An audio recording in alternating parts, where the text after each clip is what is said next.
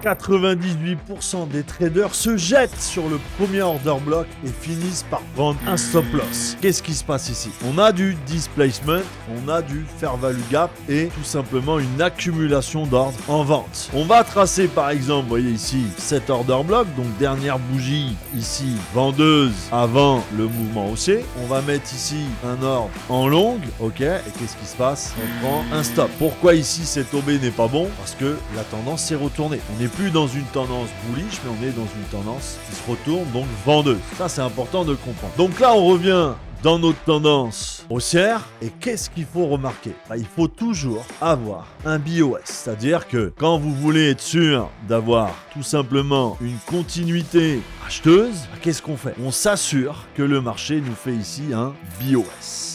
Va vous confirmer que la structure, elle est haussière. Vraiment, le bon order block ici, juste en bas de cette impulsion, vous voyez, on a besoin d'un gros displacement haussier pour comprendre que le marché repart à la hausse. Et c'est à la base de ce mouvement qu'il va falloir prendre cet order block.